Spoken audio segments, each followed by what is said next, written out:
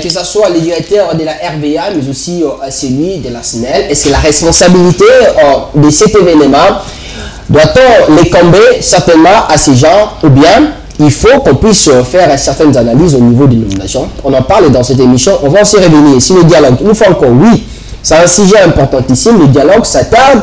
On a eu beaucoup de Congolais attendent ce dialogue, question de créer la cohésion nationale qui s'avère être importante, mais le président Tshisekedi, lui certainement, a sa manière de faire les choses. D'ailleurs, il a dit que le dialogue certainement arrivera dans sa propre volonté. Certainement, c'est ce que les opposants ne veulent pas, parce que pour eux, c'est une priorité. Qui pense la vie, quelle est la vie, allez-je dire, de notre invité aujourd'hui? Est-ce qu'il y a décidé aujourd'hui d'organiser les dialogues pour changer quoi? Ça va permettre au pays de se développer des questions qui méritent d'être posées, mais aussi, tout au long de cette émission, en passant, on fera un point sur les refus de visa à Jean-Marc Kaboul. Vous le savez bien qu'il y avait une conférence qui a été organisée la fois passée en Afrique du Sud par l'ancien président sud-africain Thabo Mbeki, qui beaucoup ont été invités pour aller participer, y compris le pouvoir en place qui avait refusé cette invitation, mais certains opposants avaient quand même accepté, entre autres Jean-Marc Kaboul, le président de l'Alliance pour les changements, qui s'apprêtait pour voyager. Malheureusement, vous avez suivi son tweet qui a dénoncé ce qu'il a qualifié de dictature de la part du régime du président Tshisekedi. Messieurs et dames, une fois encore, bonjour à toutes et à tous. Pour parler de toutes ces thématiques, nous recevons pour vous Maître Arnold Bombolo. Il est cadre du parti Alliance pour le changement du président Jean-Marc Kaboul. C'est avec lui qu'on va essayer d'analyser toutes ces thématiques que je vous ai parlé au rythme de cette émission. Bonjour Maître et bienvenue. Bonjour chers journalistes, merci de m'avoir invité. Merci pour cette opportunité parce qu'on a besoin d'éclairer la lanterne de certains sujets et de certains malentendus. Et merci vraiment pour l'invitation. Très plaisir pour nous de vous retrouver. Bonjour Sarah. Bonjour Daniel Roland Lai. Bonjour également à Maître Arnold et bienvenue à toutes ces personnes également qui nous suivent en ce moment. Les décors est planté, c'est parti pour ces derniers numéros de votre émission Interface. Maître Arnold Bombolo, on commence d'abord par les dialogues. On va analyser cette histoire, cet événement international, aéroport d'Angély, certainement avant qu'on puisse terminer l'émission. Mais d'abord la priorité, les dialogues. Aujourd'hui, ça fait débat, ça a été proposé à l'époque par Martin Fayulu certainement. Vital Kamerhe aussi avait donné son opinion concernant l'importance du dialogue. Votre parti a donné aussi sa position qui s'avère être favorable par rapport à celle de Martin Fayulu, mais aussi de Kamerhe et tant d'autres politiques de l'opposition. Vous êtes pour le dialogue. Quelle est votre analyse pour le dialogue? Est-ce que le dialogue aujourd'hui, ça relève d'une nécessité, d'une urgence pour changer quoi concernant le développement de la République démocratique du Congo? Chers journalistes, vous savez, nous, Alliance pour le changement, nous étions d'ailleurs les tout premiers partis politiques à proposer le dialogue à des niveaux. Lorsqu'à l'époque, le président Jean-Marc Kaboul avait proposé un dialogue à des niveaux, ceux de l'Union sacrée l'ont insulté matin, midi, soir. Lorsque le président Jean-Marc Kaboul avait demandé à ce que le président Tshisekedi puisse dialoguer avec Paul Kagame, ceux de l'Union sacrée nous ont insultés. Même lui-même, le président de la République avait dit, je ne négocierai pas avec Kagame. Moi et Kagame, on va se voir qu'au ciel. Lorsque le président Jean-Marc Kaboul avait demandé à ce que le président de la République, Tshisekedi, de prendre langue avec le M23, il a été insulté et mal compris toujours par Tshisekedi ainsi que ce père. Or, lorsqu'à l'époque, le président Jean-Marc Kaboul avait proposé un dialogue à des niveaux, c'est que le premier dialogue soit un dialogue international. Parce que à l'époque, on parlait d'une agression. Nous, on pensait même que la République démocratique du Congo à Washington allait effectivement doiter le Rwanda comme étant un agresseur. Mais curieusement, lorsqu'ils ont signé un accord, leur accord que moi j'ai toujours considéré comme étant un certificat de décès de la nation congolaise, nulle part on a parlé d'une agression. Certificat de décès de la nation congolaise. Oui, cet accord, là, selon moi, je le qualifie comme étant un certificat de décès. Nulle part, on a reconnu le Rwanda comme étant un agresseur. D'après notre entendement, d'après l'entendement du président Jean-Marc Kaboul, il aurait fallu d'abord que Tshisekedi puisse parler franchement avec Paul Kagame. Malgré, selon nous, ce qu'on pensait, Tshisekedi ne l'a pas fait, mais il est allé quand même négocier. Il a quand même signé un accord avec Paul Kagame. Or, lorsqu'à l'époque, si Tshisekedi avait suivi la voie du président Jean-Marc Kaboul, déjà à l'époque, on n'aurait dû pas avoir ce qu'on a aujourd'hui au pays. Tant de morts, les villes, les grandes villes, jusqu'au jour d'aujourd'hui, occupées par les rebelles. Donc Tshisekedi ne nous avait pas écoutés. Et aujourd'hui, il est maintenant obligé de négocier en position de faiblesse. Lorsque nous, à l'époque, on a demandé à ce que le dialogue national soit inclusif, mais sous la médiation internationale. Ceux de l'Union sacrée nous ont insultés. Mais au jour d'aujourd'hui, ils sont dans l'international avec le M23. En fait, partant du dialogue, l'Alliance pour le changement, nous étions les tout premiers partis politiques. On ne s'est jamais rallié à la position de quelconque leader. Mais néanmoins, nous saluons toute initiative qui proviendrait de l'opposition dans le sens du dialogue. Parce que nous-mêmes, Alliance pour le changement, étant des socialistes, nous sommes pour les dialogues. Alors, pourquoi dialoguer? Vous savez, notre pays traverse un moment sombre de l'histoire. Depuis 1960 à nos jours, on n'a jamais connu des morts tels qu'on a connu. Aujourd'hui, on parle, hier, on parlait de 6 millions de morts seulement. Mais aujourd'hui, nous sommes à plus de 6 millions de morts. Faute à une gouvernance de qualité. Faute à une gouvernance de proximité entre les gouvernés ainsi que les gouvernants.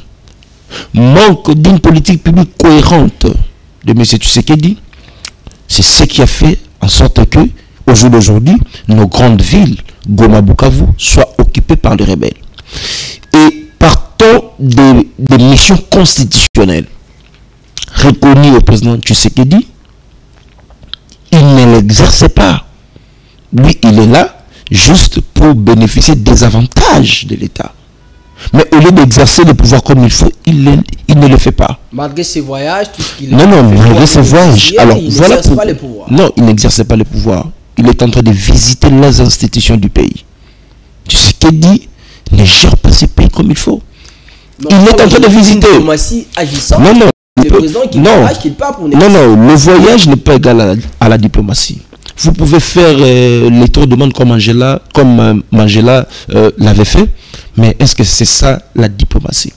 Parce que si vraiment il y avait une diplomatie agissante, on aurait dû voir les sanctions contre le Rwanda. Les États-Unis continuent à entretenir de bonnes relations diplomatiques avec le Rwanda. Quelle est la diplomatie agissante dont vous parlez? Le Qatar. On dit le Qatar. RDC Rwanda. Le Qatar. Relance maître. Oui. L'accord RDC Rwanda via quoi? Oui. C'est les conséquences des voyages effectués à l'époque par les présidents qui critiqués par les opposants. Non, d'ailleurs, c'est ce que j'ai qualifié dans mon introduction comme étant un certificat de décès. C'est ce que vous considérez comme étant une diplomatie agissante? Mais non. Là, on est en train de blaguer avec la République. Là, ce n'est pas la diplomatie agissante. La diplomatie allait être agissante si la communauté internationale avait d'abord, suspendu toute aide internationale en faveur du Rwanda. Ce qui n'est pas le cas. Ce qui n'est pas le cas. Les États-Unis continuent jusqu'au jour d'aujourd'hui de relations diplomatiques avec le Rwanda. Mais on nous a brandi un accord. Dans cet accord-là, pour que la paix revienne au Congo, il faut parler maintenant avec le Rwanda. Donc le Rwanda constitue comme étant une caution de la paix en République démocratique du Congo. Et c'est ce que vous parlez de la diplomatie agissante. Non, là c'est une insulte au peuple congolais. Là ce n'est pas la diplomatie agissante. Là c'est l'échec, ça c'est manque d'intelligence diplomatique. Parce qu'on a vraiment besoin d'une autorité de l'État sur toute l'étendue. Alors voilà pourquoi aujourd'hui, face à cet échec-là, nos villes occupées, et que Tshisekedi n'est pas à mesure de récupérer nos territoires, nos grandes villes occupées occupé par les rebelles, par la force. Donc voilà pourquoi il y a la nécessité de dialoguer. Maintenant, lorsque nous allons dialoguer, on va dialoguer avec qui? Mais les partis au conflit sont connus. Nous avons Tshisekedi comme étant parti au conflit. Nous avons l'opposition non armée comme parti au conflit. Nous avons l'opposition armée comme étant parti au conflit. Voilà pourquoi nous, Alliance pour le changement, on a toujours parlé d'un dialogue national et inclusif. Maintenant, qui va convoquer?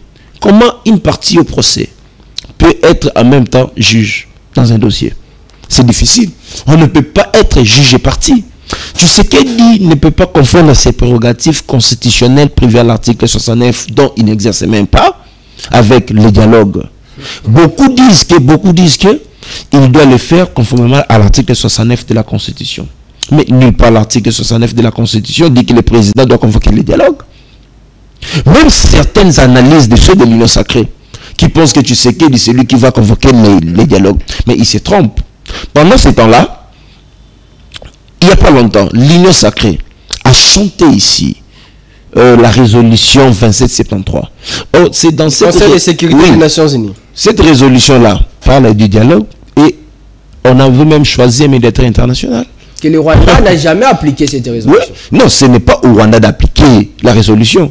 C'est l'hypocrisie de la communauté internationale du Conseil de sécurité qui fait en sorte que jusqu'au jour d'aujourd'hui, le Rwanda refuse d'appliquer. Qu'est-ce que le Rwanda a? Quelle force que le Rwanda a pour refuser d'appliquer une résolution du Conseil de sécurité? C'était une résolution d'hypocrisie. Alors, il fallait maintenant avoir une autorité forte dans notre pays pour que nous puissions imposer maintenant l'application de cette résolution. Comme jusqu'au jour d'aujourd'hui, cette résolution n'est pas encore appliquée. Mais c'est là pour à suffisance que cette diplomatie dont vous parlez, elle est faible, elle n'est pas agissante. Alors, nous allons nous mettre autour des médiateurs. Parce que tu sais qu'elle dit, blague un peu avec la nation. Là, vous revenez à la deuxième dimension du dialogue. Oui, le dialogue national. Voilà. Tu sais qu'elle blague avec la nation congolaise. Lui pense vraiment que nous, là, de l'opposition, nous serons autour d'une table avec lui comme étant juge dans un conflit pendant que lui-même est parti au conflit. Nous disons non. Dès qu'il est parti au conflit, il doit accepter de se soumettre également aux principes qui seront établis entre les parties. Si les principes feront en sorte que nous choisissons tous un médiateur international, nous allons le faire. Et que non, qu'on puisse nous imposer pour dire que non, je suis le garant de la nation. Si vous êtes réellement le garant de la nation, mais il fallait d'abord faire récupérer à la RDC, territoire occupé par les rebelles. C'est ça être garant de la nation. Les garants de la nation n'est pas égal d'aller dialoguer. Le dialogue, ça prouve à suffisance qu'il y a un conflit au pays. Que dit dialogue? Le dialogue nous ramène à un conflit. Et il y a effectivement un conflit. Nous avons une crise sécuritaire. C'est que les pouvoirs en place refusent. Mais comment le pouvoir va refuser pendant que Goma et Bukavu sont occupés par les rebelles? Nous sommes pendant la crise sécuritaire. Les rebelles ont envahi nos territoires. Alors, comment lui peut refuser, lui, comme parti au procès? Il refuse de se mettre autour d'une table comme parti pour discuter avec les autres. Si lui, c'est quoi? Au-dessus de la mêlée. Nous également, nous allons nous considérer au-dessus de la mêlée. Et là, maintenant, dans ces cas, le pays risquerait d'entrer dans l'ingouvernabilité. C'est ce que nous, de l'opposition, nous ne voulons pas. Alors, maître, la cause de tous ces problèmes, vous dites que c'est la mauvaise gouvernance. Oui. Est-ce que avions-nous déjà eu affaire à une très bonne gouvernance ici, dans ce pays? Certes, à l'époque, il y avait des morts, mais pas comme aujourd'hui. Est-ce que c'est pour autant que nous pouvons dire que la chance à une bonne gouvernance ne nous est jamais souri? En fait, en même temps, vous avez posé la question, en même temps, vous avez répondu à la question.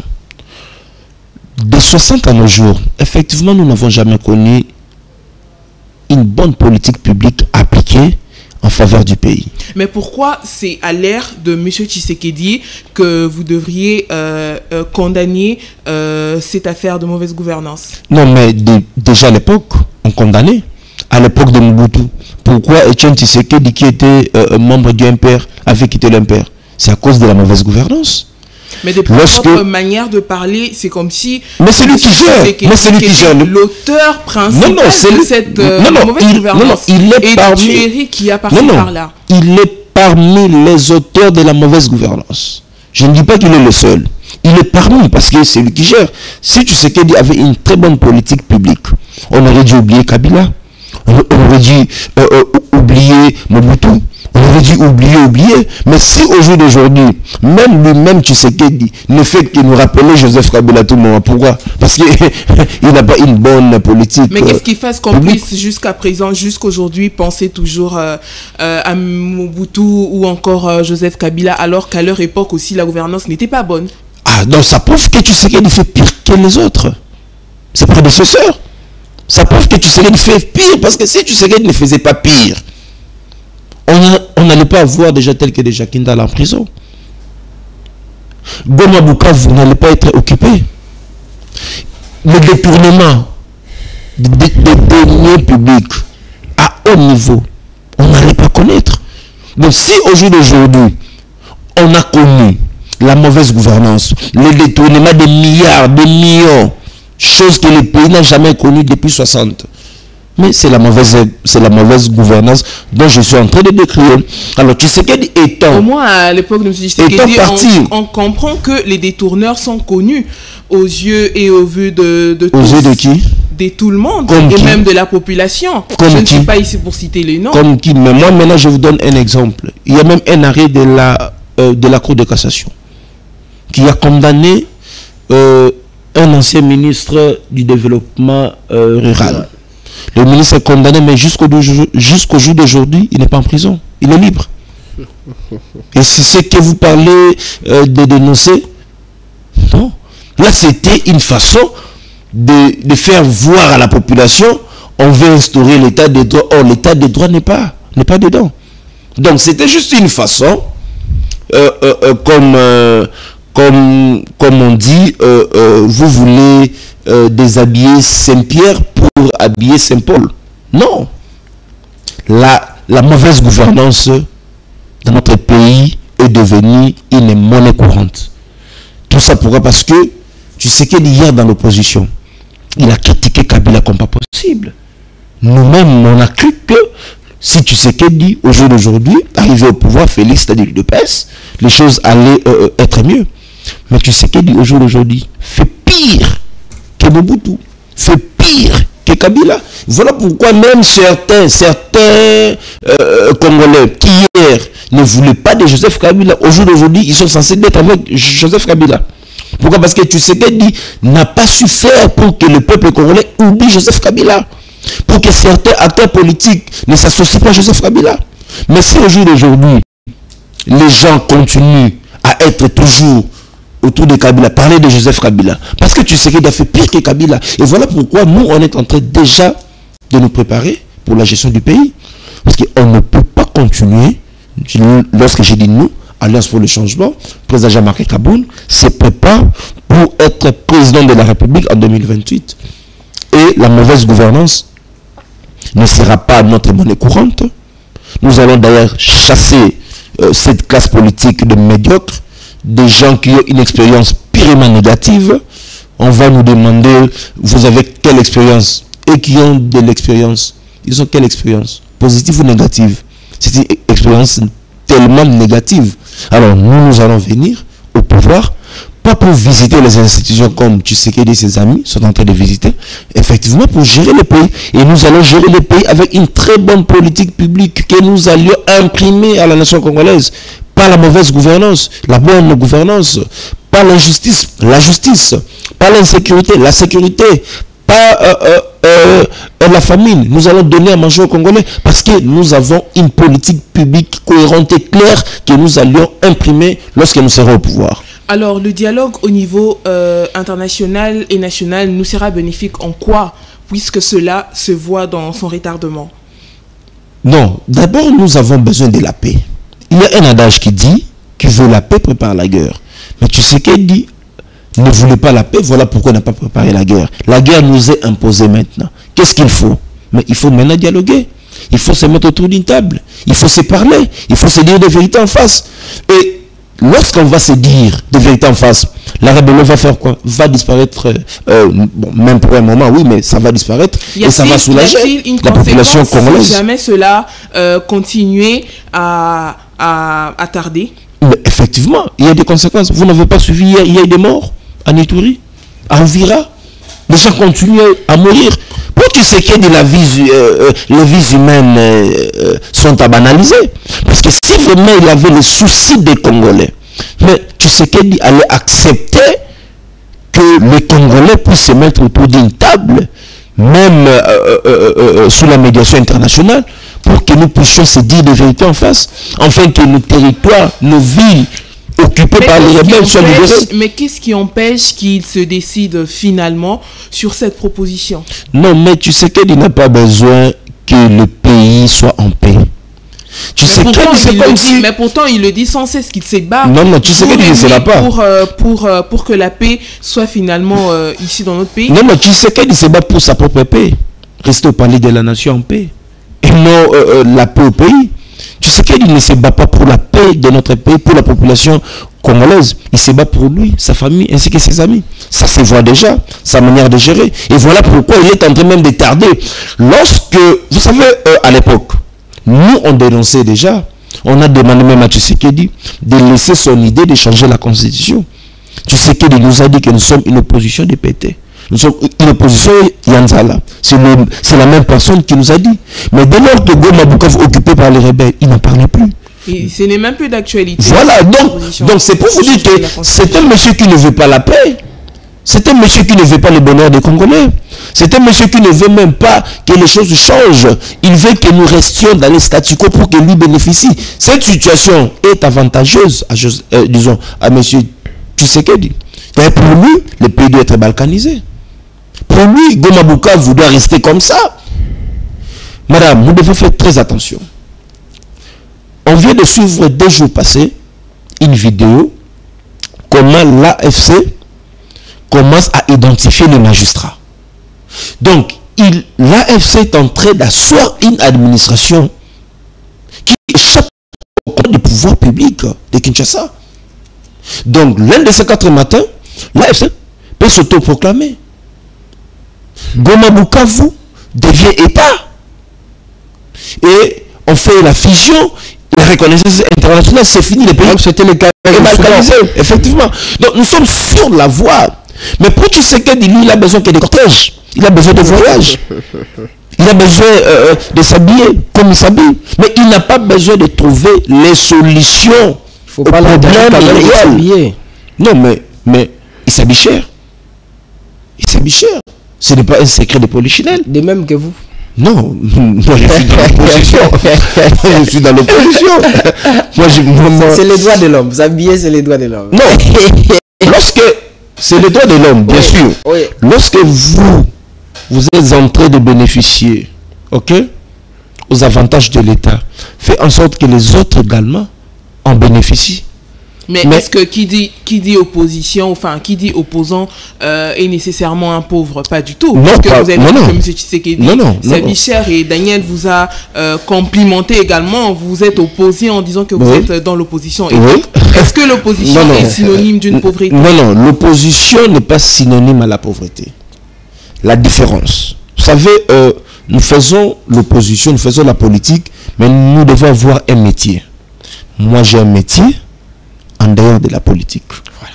Je ne suis pas aux institutions du pays. J'ai un métier. Je suis avocat. L'un de ces 4 matins, vous serez invité pour inaugurer mon propre cabinet. Félicitations. Donc, merci. Donc, je me bats pour me construire en dehors de la politique. Mais étant donné que j'ai besoin de satisfaire la population, j'ai besoin d'imprimer une politique à la nation congolaise, voilà pourquoi je fais la politique. Donc, moi, contrairement à Tshisekedi, il s'habille avec les frais de l'État. Mais moi, il faut aller devant le cours des tribunaux. Une veste de la part du président, que vous. Non, mais il s'habille trop cher. Alors, maître, vous nous disiez ici, vous parlez de dialogue, la nécessité, voulais-je dire, l'exigence de ces dialogues. Mais est-ce que votre parti et vous n'êtes pas parmi ceux qui retardent les choses dans ce pays? Le président Tshisekedi, oui, à travers son conseiller en matière de sécurité, avait organisé les consultations ici, où on a donné la mobilité à tout Congolais, de venir proposer, de venir dire ce qu'il a, ce qu'il peut proposer pour l'avancement du pays. Vous et votre parti politique, vous avez refusé d'aller participer. D'ailleurs, ici, je félicite toute l'opposition qui a refusé d'aller se mettre en face d'un simple conseiller du chef de l'État. Simple conseil. C'est un conseil spécial, simple conseil. Kabound, président Kabound a ses conseillers également. Je suis le directeur de cabinet adjoint en charge des questions juridiques et administratives du président Jean-Marc Kabound. Vous voyez, okay. Président Kabound a ses conseillers. Est-ce que vous êtes sûr vraiment de voir quelqu'un qui a une forte personnalité comme président Kabound de se mettre en face d'un conseiller, s'il vous plaît? Qui représentait le président de la République? Non, il ne représentait pas le président de la République parce qu'il n'avait aucun mandat. Ah bon? Mais vous n'étiez pas habillé par l'orgueil? Non, ce n'est pas par l'orgueil. C'est par la considération d'ordre politique. Vous savez, Tshisekedi avait donné la mission à son conseil spécial en matière de sécurité, professeur Eberand Kolongele. C'était juste pour élargir l'union sacrée de la nation. C'était pas pour trouver la solution aux problèmes réels. Est-ce que vous avez vu le conseil spécial aller à Goma et Bukavu? Même si vous demandez au conseil spécial d'aller à Goma, il va refuser d'y aller. Là-bas, on ne parle pas. Hein. Il va refuser. C'est ça que je suis en train de dire, que Kinshasa a abandonné Goma et Bukavu. Alors, face à cela, vous êtes sûr que Kabound allait vraiment se mettre en face d'un conseiller spécial, soit-il? Nous disons non. Lui également, Kabound, a ses conseillers spéciaux. Vous êtes sûr vraiment que le président Kabound va se mettre autour ou devant un conseil spécial? Ce sont des gens qui ont une faible personnalité politique, qui étaient allés rencontrer le conseiller spécial en matière de sécurité de Tshisekedi pour enfin qu'ils soient au jour d'aujourd'hui au gouvernement. Les Mouzitou et tant d'autres. Mais effectivement, ce sont des gens qui n'ont pas une forte personnalité politique. Ce sont des gens qui sont là que pour chercher leurs propres intérêts et non celui du peuple. Et voilà pourquoi, au jour d'aujourd'hui, nous, Alliance pour le changement, nous appelons à un dialogue national et inclusif. Parce que les consultations telles qu'organisées, c'était pour élargir l'union sacrée. Or, nous n'allons pas être dans l'union sacrée. On parle du camp de la patrie. Non, le camp vous aussi, vous êtes du camp de la patrie. Non, nous ne sommes pas du camp de la patrie. Nous sommes des socialistes. Le camp de la patrie, je ne sais pas si c'est une branche de l'union sacrée. Qui a parlé d'abord du camp de la patrie? Martin Fayoul. Oui, mais quand? C'est après avoir rencontré Tshisekedi. Donc, si ils veulent changer, comment on appelle encore, l'union sacrée au camp de la patrie, bon, nous souhaitons à Fayoulou bonne chance. Nous restons socialistes républicains. Nous restons à contester le régime Tshisekedi parce que c'est un régime qui n'a pas su donner la satisfaction aux Congolais. Tant que les Congolais ne sont pas satisfaits, nous, l'Alliance pour le changement, nous allons continuer à nous battre pour donner la solution aux problèmes réels de la population congolaise. Donc, si on avait refusé, c'est tout simplement parce que la personne qui est en face de nous n'est pas habilitée. Vous insistez que vous êtes un parti socialiste, c'est ça la réalité, mais dans ce pays, vous n'êtes pas les seuls partis socialistes. Le socialisme de l'Alliance pour les changements, c'est quoi la différence avec les socialismes appliqués par d'autres partis, y compris l'IDPS? Non, nous sommes des vrais socialistes. Des vrais. Des vrais. Il y a des socialistes. Il y a des éléments sur le terrain qui démontrent l'applicabilité du socialisme. Moi, je vais vous démontrer ici, partant de notre programme. Voilà. Vous savez, Alliance pour le changement, c'est un parti socialiste. Le socialisme repose sur les principes, sur les 9 principes. Voilà. Le premier principe du socialisme, c'est la bonne gouvernance. Est-ce que Tshisekedi qui se dit socialiste implique la bonne gouvernance. Est-ce que dans votre parti là, il y a la bonne gouvernance à l'intérieur? Au sein du parti, il y a la bonne gouvernance. Okay. Il y a la bonne gouvernance. Quand vous posez des questions, tu sais que posez-vous aussi vous-même des questions. Oui, il y a la bonne gouvernance. La preuve année, nous sommes dans un parti fait privé, mais nous travaillons comme étant un État. Nous avons 3 pouvoirs. Le pouvoir exécutif, le pouvoir législatif, ainsi que le pouvoir judiciaire au sein du parti. Le pouvoir exécutif, nous avons le président national du parti. Après, c'est le secrétaire général, ainsi que les secrétaires nationaux et les secrétaires nationaux adjoints. C'est l'exécutif. Nous avons les conseils politiques. Les conseils politiques, c'est le Parlement. Il y a des députés. Les membres du conseil politique national ou du conseil politique ne sont pas membres de quelconque organe du parti. Parce qu'ils doivent contrôler l'exécutif. Et l'exécutif, notre exécutif, ne fait que répondre à toute initiative parlementaire au sein du parti. Donc ça prouve que déjà au sein du parti, nous imprimons la démocratie, nous imprimons la bonne gouvernance, nous imprimons la justice, nous imprimons les valeurs qu'à l'UDPS, il n'y en a pas. Tu sais que dit Étienne se battait pour la démocratie. Malgré, jusqu'au jour d'aujourd'hui, nous n'avons pas encore connu cette démocratie-là, au vrai sens du terme. Au sein du parti, nous avons la commission de discipline. C'est notre pouvoir judiciaire. Et tout membre, tout militant de l'Alliance pour le changement qui oserait de commettre une faute lourde ou légère est justiciable devant les conseils politiques. Je dis bien tout membre du parti, qui que vous soyez. Même le président lui-même. Effectivement, pourquoi pas? Pourquoi pas? Vous pensez qu'il t'envoie pourquoi pas? Je vous donne un exemple. Je vous donne un exemple. Oui. Lorsque le président Kabound était arrêté injustement à la prison centrale de Makala, c'est la vice-présidente du parti qui faisait l'intérim sur la décision du conseil politique national.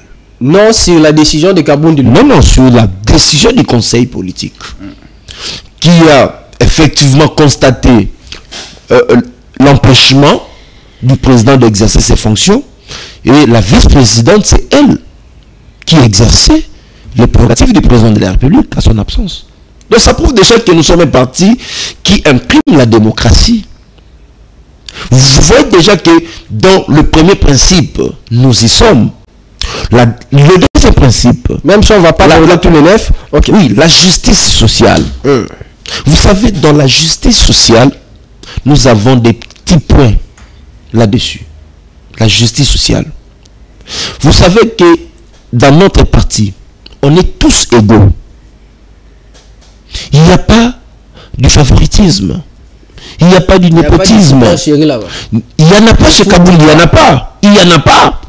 Il n'y en a pas. Moi qui vous parle, je suis de l'Équateur. Mais je suis... plus du tribalisme. Non, il n'y en a même pas. Le tribalisme, il n'y a pas. Donc, vous allez vous rendre compte que nous sommes effectivement un parti politique socialiste. Parce que si tu sais que, si vraiment l'UDPS était un vrai parti politique, où tu sais qu'il est un vrai socialiste, vous savez que tu sais qu'il n'allait pas travailler avec Jean-Pierre Bemba. Ah bon? Effectivement, parce que sur le plan idéologique, le socialisme et le libéralisme s'opposent. Ils n'ont pas la même philosophie. Le socialisme sur les entreprises prend sur quoi? Sur l'interventionnisme de l'État. Tandis que le libéralisme prend sur quoi? De privatiser les entreprises. Bon, les deux déjà s'opposent sur le plan idéologique. Même sur le plan économique, le socialisme applique l'économie dite traditionnelle. Mais tandis que pour le libéralisme, ce sont des privés. Leur économie est basée plus sur l'investissement privé. C'est contradictoire. Alors comment les deux travaillent au jour d'aujourd'hui? Ce n'est pas au nom de l'intérêt général. Non, ce n'est pas au nom de l'intérêt général, au nom de l'opportunisme politique. Voilà pourquoi nous voyons aujourd'hui les deux travaillent. Et il y a encore même des écologistes autour de la gestion. Donc, l'union sacrée, c'est un tour-fou.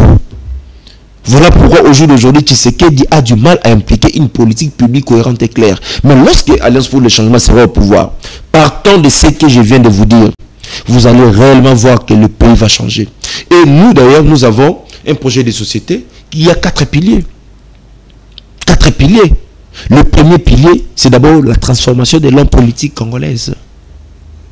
Disons, de la classe politique congolaise. Le président, lui, la transformation de la classe, non, la transformation de la classe politique congolaise. Dans ça, il faut changer l'homme politique congolais. Sa mentalité. Sa mentalité. Mais même le changement de mentalité, personne n'a jamais changé sa mentalité. Même non, ça doit commencer d'abord au sein des partis politiques. Ça doit commencer quelque part. Tu sais qu'il a ramassé tous ces gens-là où pendant qu'il est au pouvoir. Comment vous avez ramassé les gens? Vous voulez que ces gens-là changent? Non, ils vont demeurer dans leurs mauvaises pratiques. Et voilà pourquoi il n'y a que des moboutistes qui continuent à exercer leurs fonctions au détriment des tshisekédistes. Dis-moi un seul tshisekédiste qui a le plein pouvoir dans ce régime. Ils sont là nombreux, ils sont comme qui? Tshisekédistes. Comme qui? Ah voilà. Mbosso, c'est un moboutiste. Pendant que Tshisekedi faisait la politique, Mbosso était avec qui? Avec Mobutu. Pendant que Tshisekedi Etienne se battait pour faire partie de Joseph Kabila, de Mbosso, de Lende, tous ces gens-là, étaient où? Les procès Mbata. Étaient où? Grand Tshisekedi. Étaient où? Avec Mobutu. Avec Kabila. Au jour d'aujourd'hui, Tshisekedi est au pouvoir. Ces gens-là sont Tshisekedi, c'est plus que Tshisekedi lui-même. Donc vous allez vous rendre compte que nous sommes face à une classe politique médiocre. Voilà pourquoi nous, Alliance pour le changement, notre premier pilier, c'est de changer d'abord la classe politique congolaise, dont il faut commencer par la mentalité. Et pour y parvenir, qu'est-ce qu'il faut? Il faut amener de jeunes compétents, de jeunes capables. Ces jeunes-là feront en sorte que tous ces vieux-là puissent disparaître dans la scène politique congolaise. Et notre deuxième pilier, ce sont des réformes. Mais notre pays nécessite des réformes. Notre armée, posez à Tshisekedi la question de vous donner le nombre exact de nos militaires, de nos policiers. Il va vous parler de à peu près. Demandez aux 2 ministères sectoriels que chacun nous dise réellement de la défense, qui nous disent si nous avons l'effectif de combien de militaires. Personne ne nous donne. Il ne fait que ramasser des discours par-ci par-là. Mais quand même là... Au ministère de l'Intérieur, on a combien de policiers? L'effectif. On a que la montée en puissance de notre police et de l'armée. La montée en puissance? Non, là c'est quoi? On cesse de parler de la montée en puissance dans ces pays. Qui en parle? Les autorités. Ça s'appelle l'autosatisfaction. Mais sur le terrain, nous ne sentons pas. Au jour d'aujourd'hui, si il y a le Koulouna, vous savez, entre autres, le motif? L'effectif des policiers. Nous avons combien de sous-siates? Nous avons combien de conteneurs de la police sur toute l'étendue de Kinshasa ou du pays? Est-ce que c'est une police équipée? Est-ce que c'est une armée équipée? Alors, lorsque nous maintenant nous serons au pouvoir, nous allons commencer à des réformes. Parce que nous allons d'abord maîtriser l'effectif des policiers, l'effectif des militaires, pour en faire recruter ou pas.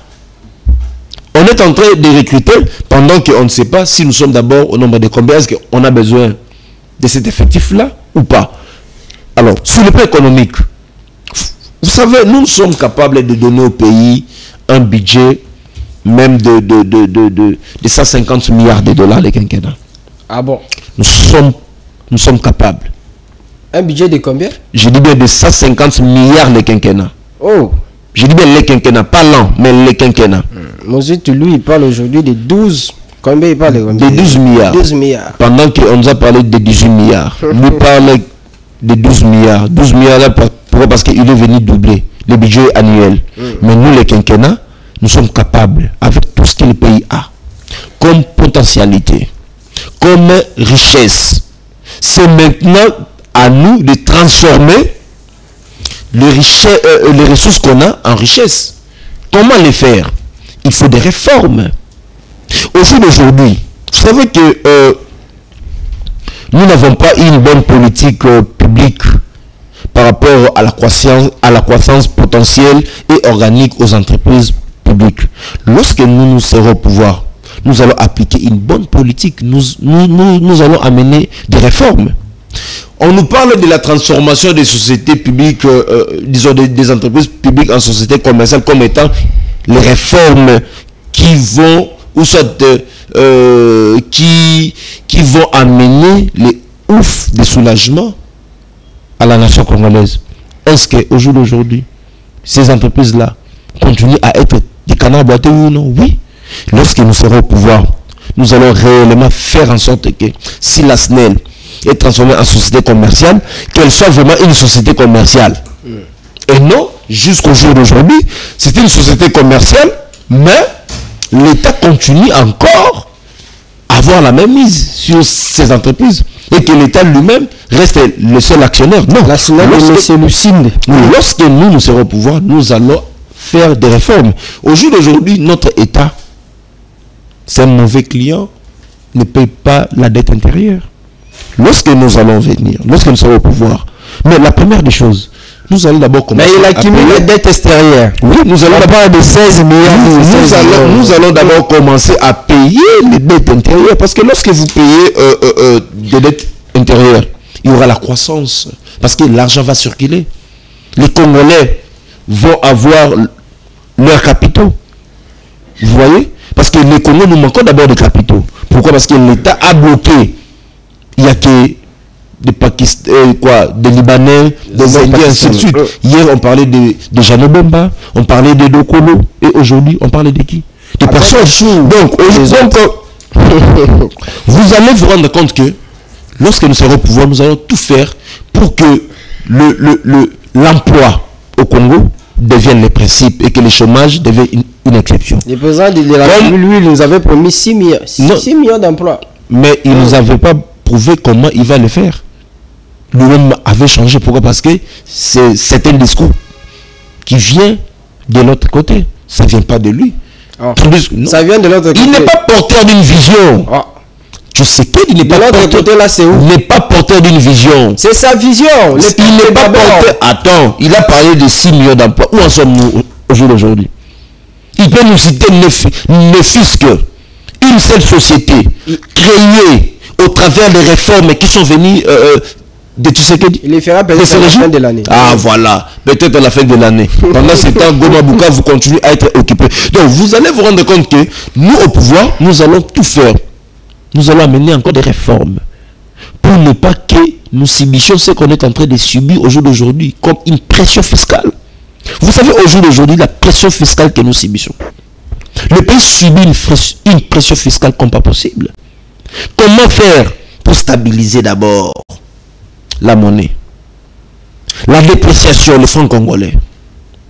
L'Alliance pour le changement a cette bonne politique pour enfin arrêter cette hémorragie de la pression fiscale, cette hémorragie de la dépréciation de notre monnaie. Et face à ces réformes-là, vous voyez, si on fait des réformes que je viens de développer ici, donc nous serons capables de doubler, de tripler notre budget. Et l'Alliance pour le changement, nous sommes, voilà pourquoi je vous ai dit, nous sommes capables de doter le pays d'un budget le quinquennat de 150 milliards de dollars. Avec tout ce qu'on a comme potentialité. C'est facile. L'IDPS aussi à l'époque avait... Non, l'IDPS n'a jamais parlé de budget. Hein. À l'IDPS, on parlait plus de quoi? De sous le bois, insulter Kabila Rwandais, ainsi de suite. Hein. On n'a jamais parlé de la science. Quelle est votre réaction par rapport au refus du visa à M. Kabound pour aller participer à la conférence organisée par Thabo Mbeki? Vous savez, président Jean-Marc Kabound, comme un acteur politique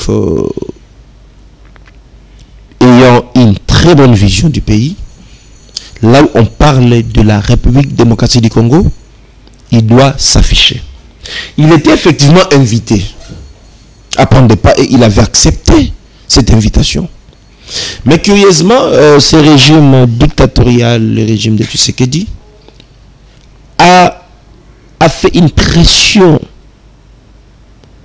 à l'ambassade, disons, à l'ambassadeur sud-africain de ne pas octroyer le visa à quiconque.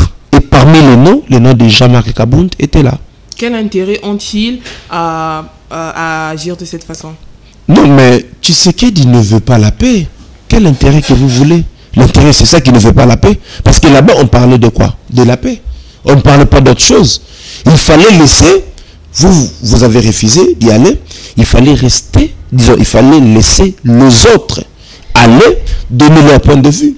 Peut-être la voix de Jean-Marc Kabound aller convaincre Nanga à laisser les armes. Peut-être la voix de Jean-Marc Kabound aller convaincre Thabo Mbeki. Vous refusez et vous refusez également aux autres d'y aller. Donc c'est juste la dictature. Ce n'est rien d'autre que la dictature.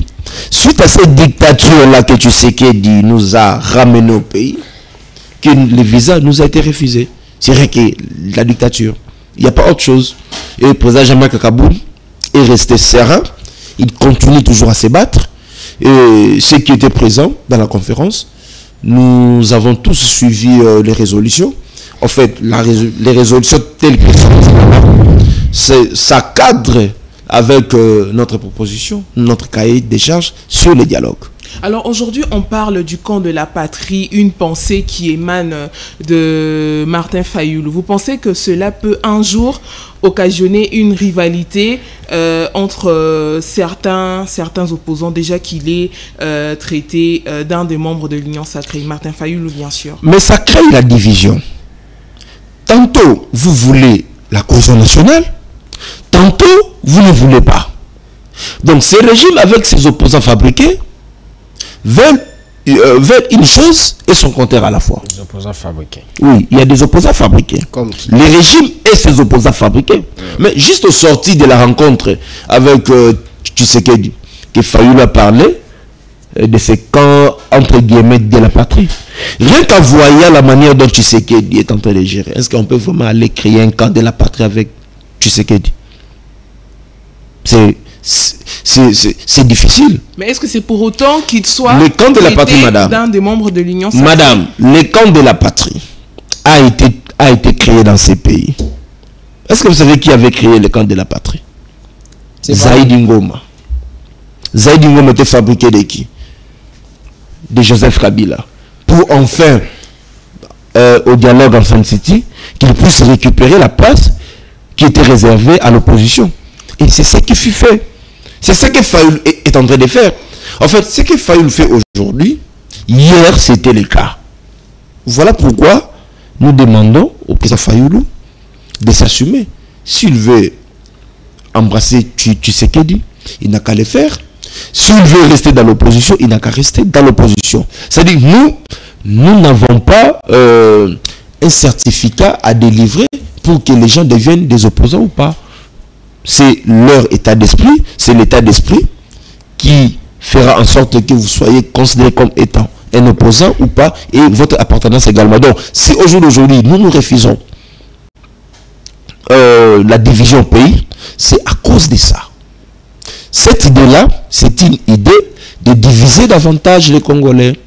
D'un camp, vous créez le camp de la patrie et le camp déjà anti-patrie. Là, déjà, vous créez des courants. Et les deux courants-là vont s'affronter. Donc la paix ne sera pas le bienvenu. La bienvenue plutôt au pays. Pourquoi? Parce qu'il y a certains Congolais qui ne veulent pas. Or, nous voulons la paix. Et la paix viendra qu'au travers un dialogue. Un dialogue national et inclusif. Sincère entre les Congolais. Voilà pourquoi nous, à l'Espoir de changement, nous refusons cette idée-là. Soit, s'ils veulent changer l'union sacrée au camp de la patrie, tant mieux. Mais il ne faut pas dire aux Congolais que si vous êtes dans ces cas-là, vous êtes pour la patrie. Si vous n'êtes pas là, vous êtes contre la patrie. Non. Là, c'est une façon de manipuler les Congolais. C'est ce que nous ne voulons pas. Manipuler les Congolais, pour le moment, c'est une façon d'accorder un chèque à blanc au Rwanda. De diviser davantage les Congolais ainsi que les Congo. L'Alliance pour le changement est-il prêt aujourd'hui s'asseoir sur la même table avec Kabila pour discuter Congo, Kabila aujourd'hui, qu'on qualifie d'être derrière ce qui se passe dans l'Est de la République démocratique du Congo. Nous sommes prêts de se mettre autour d'une table avec qui que ce soit, même avec le diable, pour que la paix revienne. Même quelqu'un qui a tué... Je dis bien même avec le diable. Attends, vous parlez de ceux qui ont tué les Congolais. Tu sais qu'il travaille avec ceux qui ont tué les Congolais? Jean-Pierre Bemba, Fiki, c'est rebelle dans ce pays. Bemba n'a pas tué. Moussa Namoussi. Il a été pardonné par Dieu. Qui est... Ah non, attends. Dieu vous a dit qu'il a pardonné. Non, c'est suite au dialogue. Non, c'est suite... Non, c'est suite au dialogue. C'est suite au dialogue que Jean-Pierre Bemba a cessé les armes. Parce que, vous savez, Jean-Pierre Bemba a commencé étant rebelle. Il appelait au dialogue pour baisser les armes. Quand vous avez refusé la proposition de Jean-Pierre Bemba, de Moussa Niamoussi, et ainsi de suite, les Bemba faisaient quoi? Ils continuaient à tuer. Donc l'histoire ne fait que répéter. Dans notre pays, c'est comme si. Et malheur à nous, pourquoi? Parce que nous ne tirons pas les bons côtés de notre histoire politique. Le camp de la patrie a été créé pendant les dialogues. Nous sommes proches du dialogue. Fayoulou nous crée un camp de la patrie. C'est du déjà vu, du déjà entendu. Et nous connaissons la conséquence. À l'époque, le rebelle appelé Mouzé au dialogue, Mouzé refusé. C'est du déjà vu, c'est du déjà entendu. Mais après, quelle était la suite?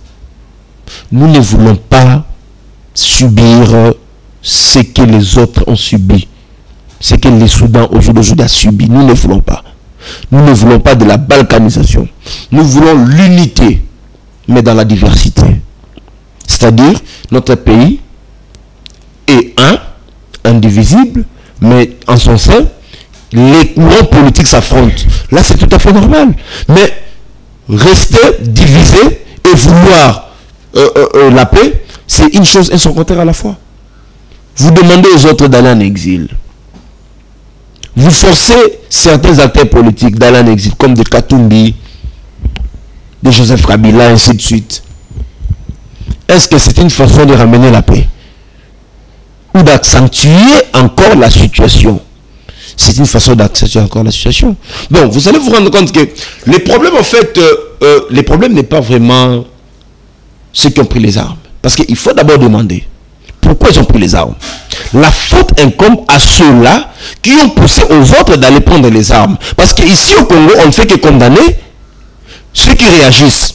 Mais ceux-là qui poussent aux autres de commettre les actes, pourquoi on n'arrive pas à les condamner? Nous devons d'abord commencer à organiser des procès contre, par exemple, Tshisekedi. Vous avez fait appel au M23. Qu'est-ce qui a fait que le M23, après votre négociation, reprenne les armes? Là, les Congolais n'en parlaient pas. Là, si vous en parlez, ça devient un sujet tabou. Or, le tout premier à être jugé, c'est le régime de Tshisekedi. Le ministre de l'Intérieur qui avait fait appel au M23. Mais il est ici. Pourquoi pas ne fût-ce qu'il soit interpellé? Même devant les services, même devant la justice. Pour qu'ils nous brandissent. Est-ce qu'il y a accord ou pas? Pour qu'ils nous disent. Qu'est-ce qui a été dit?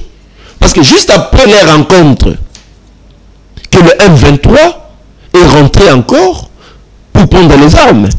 Qu'est-ce qui a été dit entre les deux parties? Donc on ignore. Mais vous organisez un procès pour celui qui a dit le M23, c'est l'aspiration du peuple. Donc ça, c'est vouloir une chose et son contraire à la fois. Il fallait d'abord commencer là où les problèmes a commencé, excusez pour la tautologie, et venir maintenant arranger là où l'infraction est en train de se commettre. Voilà pourquoi André on dit le mal on le fait pour que cela soit corrigé, mais avant que cela soit corrigé, il faut commencer là où le mal a commencé. Donc il faut d'abord commencer là où le mal est venu. Ça c'est profond. Le mal est venu d'où? De Tshisekedi, de ce régime, de faire appel au M23, de s'asseoir, d'accepter que le M23 reste à Kinshasa, rester dans des hôtels, Congolais qui noient. Pendant ce temps-là, le M23 était logé avec quel fonds? Est-ce que ces gens-là étaient venus avec l'argent, ou soit c'était avec l'argent des contribuables congolais? Alors, nous sommes en train de vivre au jour d'aujourd'hui, un spectacle désolant, des procès, ainsi de suite, pour celui qui a dit que le M23 c'est l'aspiration du peuple, mais la personne qui a fait appel au M23, il est libre, il continue à exercer ses fonctions. Donc là, c'est déjà des poids et des mesures. Vous voyez? Donc pour parler, si vous voulez de la paix, si vous voulez parler de la paix, de la justice sociale, il faut d'abord en vous-même être juste. Si notre Congo, si notre pays demeure à cette situation, parce que les Congolais ne sont pas des justes. Les Congolais sont des flatteurs. Ceux qui ont insulté. Non, tu sais qu'il n'est pas juste. C'est un injuste. Il n'est pas juste. Tu sais qu'il n'est pas juste. Tu sais, si tu sais qu'il était juste. Un exemple. Il allait, aussitôt arrivé au pouvoir, chasser d'abord la classe politique de Mobutu. Une classe politique de la honte. Est-ce qu'il a chassé la classe politique? Plutôt, il a chassé les fils idéologiques de Etienne Tshisekedi. Il dit, je n'ai pas besoin de vous. J'ai besoin des moboutistes, de ceux qui ont tué le pays. Voilà pourquoi il a embrassé des gens tels que des Mosso, des gens tels que des Bati, des gens tels que des Bemba, tous ces gens-là, tous ces faucons-là. Il les a ramassés. Pour quelle intention? Pour quel intérêt? De détruire la RDC. Vous savez, l'histoire romaine. L'histoire romaine, quand je suis en train de lire cette histoire, ça me rappelle notre pays. Lorsque les Romains disaient Carthago delenda est, c'est-à-dire que le Carthage doit être détruit. Comment les Romains ont pu faire pour détruire le Carthage? Ils ont créé une classe politique mauvaise, romaine, imposée au Carthage. Et Carthage, comme la population n'était pas assez mature, la population a accepté d'être dirigée par les Romains. Or, les Romains avaient l'idée de détruire le Carthage. Voilà pourquoi le Carthage était détruit. Avec cette idée-là, Carthago delenda est.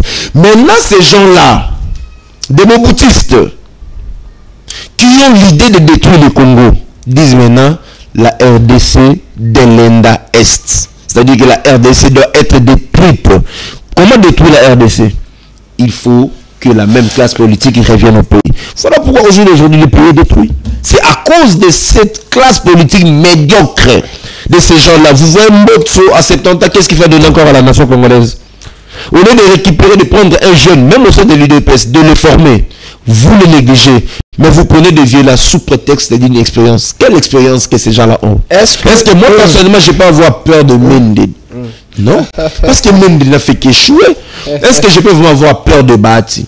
Non, parce que Bati a échoué. Est-ce que je peux avoir peur de Mbosso, de ces gens-là? Vous savez que ces gens ne méritent même pas notre respect. Et c'est tout nous de notre génération. Ces gens-là ne méritent même pas une considération. Vous savez, moi, je l'ai dit aujourd'hui, arrivé au pouvoir, si président Kaboun travaillait avec ces gens-là, moi je vais démissionner. Je vais quitter le pouvoir. Parce que ça serait incompréhensible, inconcevable. Pendant que nous, on se bat, ces gens-là sont avec Tshisekedi, ils nous maltraitent, ils nous matraquent, ils nous insultent, et nous, aujourd'hui au pouvoir, que ces gens-là viennent. Non, nous devons changer la classe politique congolaise. Changer la classe politique congolaise, il faut avoir de nouvelles personnes, une nouvelle classe politique. Ça commence où? Au sein des partis politiques. Donc le parti politique, c'est une école politique par excellence. Il n'y a pas une école où on apprend la politique. Dans la faculté des sciences sociales, administratives et politiques, on ne forme pas des politiciens, on forme des politologues. Mais pour être politicien, il faut être formé dans un parti politique. Alors, vous parlez de la destruction de la classe politique actuelle. aujourd'hui, conséquence certainement de la mauvaise gouvernance dans le pays. Mais est-ce que cet événement qui s'est passé dans la nuit de mercredi à jeudi, je le disais au rythme de ces émissions, l'avion du chef de l'État retardé pour ces problèmes liés à l'électricité, c'est une conséquence de la mauvaise gouvernance dans notre pays. Vous savez, quand on n'a pas une bonne politique publique claire, lorsque nous n'avons pas une politique de croissance potentielle et organique aux entreprises publiques, c'est ça la conséquence. C'est ça la conséquence. Est-ce qu'au jour d'aujourd'hui, quelle est la croissance potentielle et organique aux entreprises publiques que Tshisekedi veut? Entre autres, la RVA. C'est ce que je suis en train de dire. RVA ainsi que la SNEL. Oui. Ce n'est pas que le RVA. Ce n'est pas que la RVA. La RVA gère que l'espace aérien. Mais le courant, en principe, ce n'est pas c'est pas l'RVA, c'est la SNEL. Dirigé par Lucine. Voilà. Voilà maintenant la contradiction de Tshisekedi.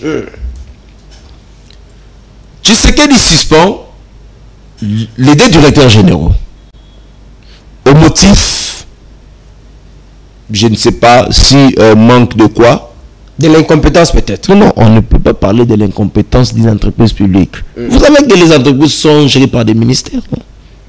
Les ministères gèrent les entreprises. Au niveau du ministère des Transports, c'est Jean-Pierre Bemba.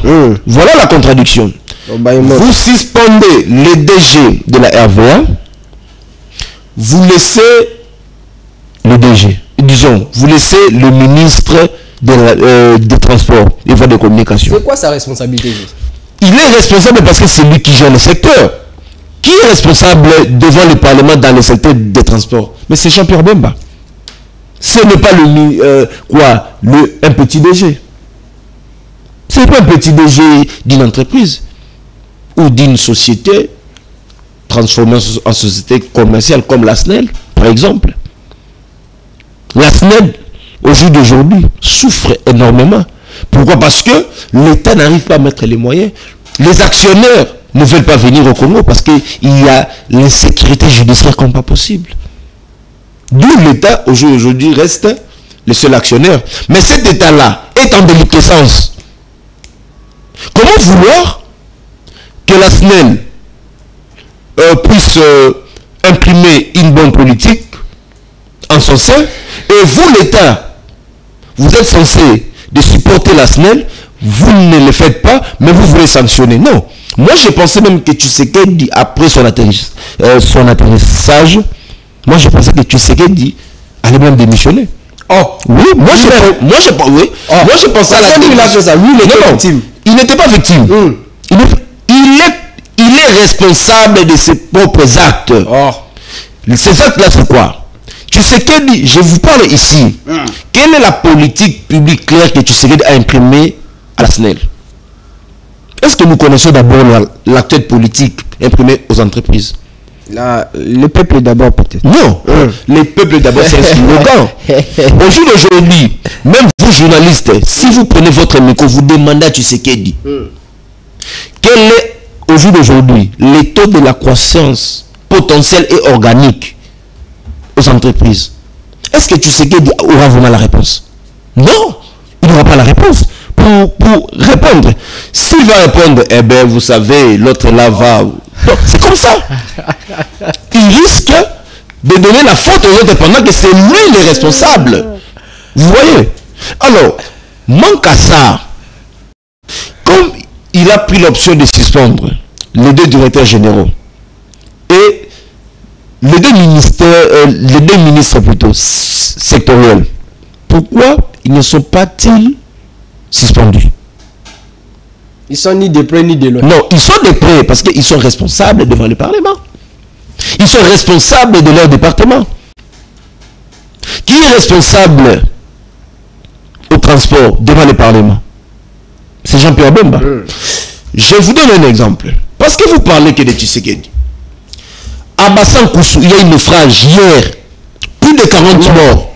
J'ai dit, mais il y a une naufrage sur le fleuve Congo. À Bassan-Koussou. Plus de 80 personnes mortes. J'ai dit 80 personnes mortes sur place. Au naufrage. Est-ce que vous avez déjà vu ne fût-ce qu'un seul député interpellé Jean-Pierre Bemba? Je ne sais pas si les députés ont peur des Jean-Pierre Bemba parce qu'il est gros, parce que je ne sais pas, parce qu'il est géant comment. Non, en quoi Mobile Moto? Vous savez Mobile Moto. Est-ce que vous savez en Kimbandi veut dire quoi? Ça veut dire quoi? Le majeur de la chair humaine. Ah bon? Mais je vous dis, il y a certains slogans, il y a certains sobriquets qu'on donne aux gens, ça pourtant comme Mobile Moto. Mobile Moto là, c'est un sobriquet qui lui a été attribué pendant qu'il était rebelle. Et ça continue encore jusqu'au jour d'aujourd'hui.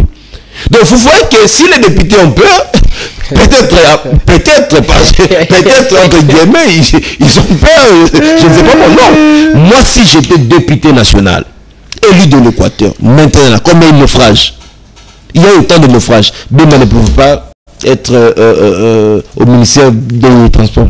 Il allait déjà partir par une motion. Parce que depuis qu'il est là, les gens ne font que mourir. Il n'y a que des naufrages. À l'époque de Joseph Kabila, nous à l'époque, nous étions au gouvernement. Il y a eu crash à Kisangani. Notre ministre du Palou, je dis bien notre ministre du Palou, a siégé même au conseil des ministres. Maman Lorca Wanda a siégé au conseil des ministres. Pendant qu'ils étaient au conseil des ministres, il y a eu crash à Kisangani. Sur place, Joseph Kabila a demandé sa suspension. Sur place. Je dis bien au conseil des ministres. On a demandé sa suspension.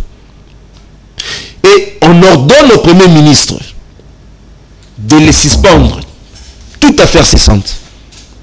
Tous deux du Palou, Mouzitou du Palou, Maman Lorca Wanda du Palou. Et Mouzitou était obligé de suspendre Maman Lorca Wanda. Juste pour crash d'avion. Il y avait, je ne sais pas moi, autant si combien de morts, je ne sais pas moi. Mais depuis que le régime est arrivé, combien de naufrages qu'on a connus?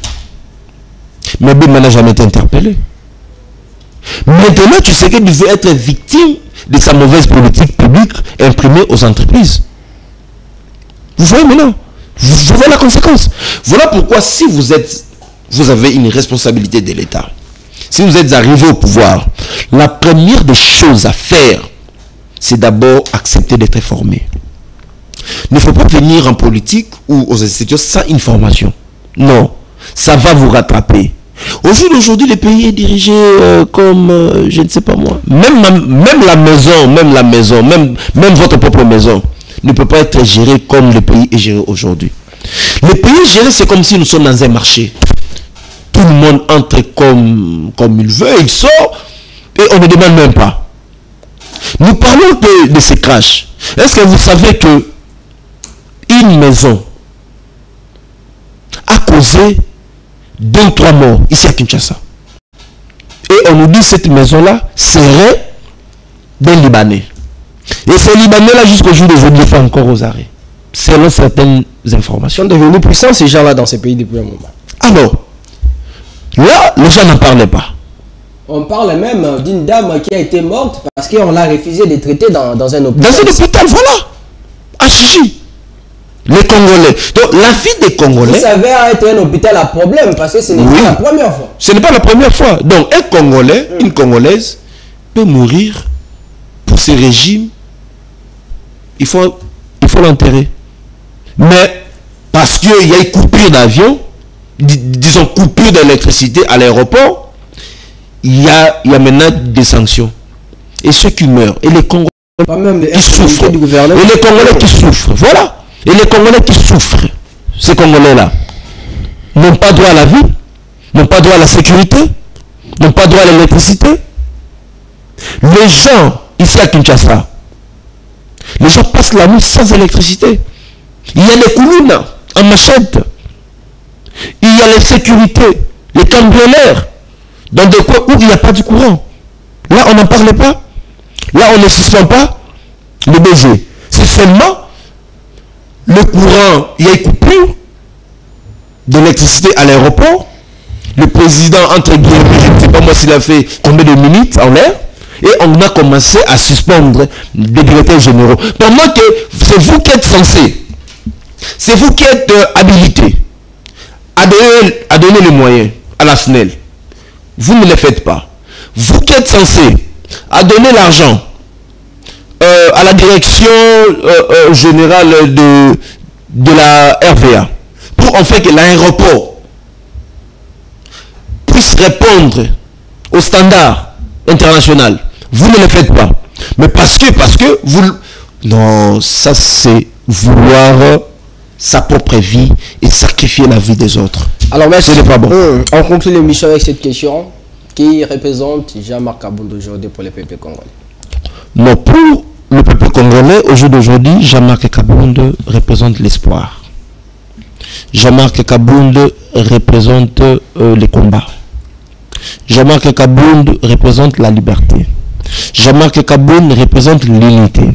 Jean-Marc Kabound représente la résilience. Voilà ce qui représente au jour d'aujourd'hui Jean-Marc Kabound au Congolais. Voilà pourquoi moi j'appelle aux Congolais. Vous concluez l'émission. De venir massivement adhérer à notre parti politique Alliance pour le changement. Ne suivez pas ces faux partis politiques des associations tribales qui se confondent en partis politiques. Il faut venir vous adhérer. Je vais vous choquer. Vous savez que l'Alliance pour le changement, nous avons une carte biométrique. Le pays n'a pas la carte. Je dis bien, le pays n'a pas la carte d'identité. C'est le président de la République qui a une carte. Le pays n'a pas la carte d'identité. Mais Alliance pour le changement a une carte biométrique. Et cette carte ici, je vais encore vous démontrer. Cette carte ici a un code QR. Ce code ici, si vous faites entrer ma carte dans la machine, ça va vous faire sortir ma nomination. Ah bon? Ouais. Ma fédération, ma cellule, la date de mon adhésion. Ici. C'est que le pays n'a pas. Vous voyez déjà comment le monsieur met du sérieux d'abord dans son parti politique. Allez dans notre siège de l'Alliance pour le changement. Tous les organes du parti statutaires ont des bureaux. Même les conseils politiques qui représentent le Parlement. Nous allons venir là-bas avec Nathan pour voir. Effectivement, d'ailleurs je vous invite. Ah ok. D'ailleurs je vous invite de venir voir comment l'Alliance pour le changement s'organise. Nous avons des grandes salles. Nous avons 3 grandes salles. La salle Etienne Tshisekedi, c'est pour la réunion des organes. Entre autres, le comité exécutif. Ainsi que le cabinet du président, la Ligue des femmes, la Ligue des jeunes. Là, c'est dans la salle Etienne Tshisekedi. Nous avons la salle Thérèse Kapangala. Dans la salle Thérèse Kapangala, c'est là où siègent les conseils politiques. Notre parlement du parti. Et la salle aussi Mukendi, c'est la salle du conseil des ministres. 3 salles significatives. Je vous dis, Etienne Tshisekedi représente les combats.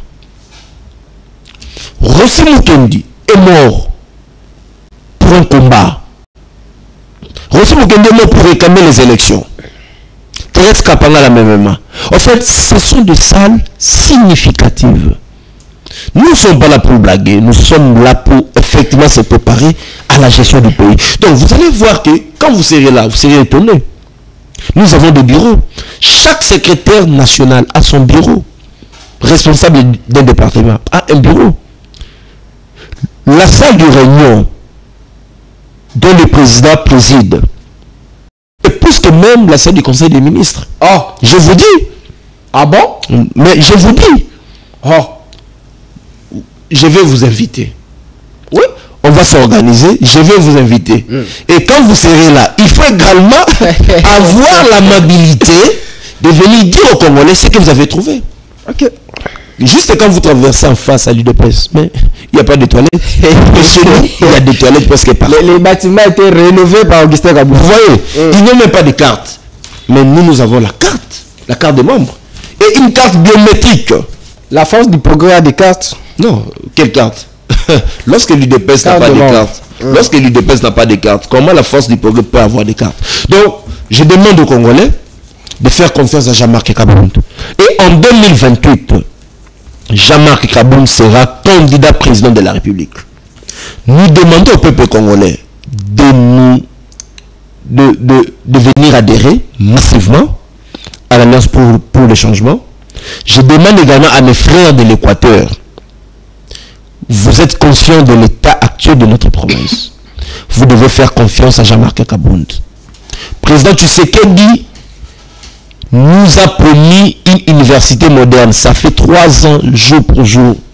On n'a même pas commencé, ne fût-ce qu'à jeter les caillasses. Président Tshisekedi nous a dit, les étudiants équatoriens n'auront même pas le goût d'aller ailleurs. Parce que tout sera en Mbandaka. Jusqu'au jour d'aujourd'hui, cette université-là, on n'a même pas encore commencé.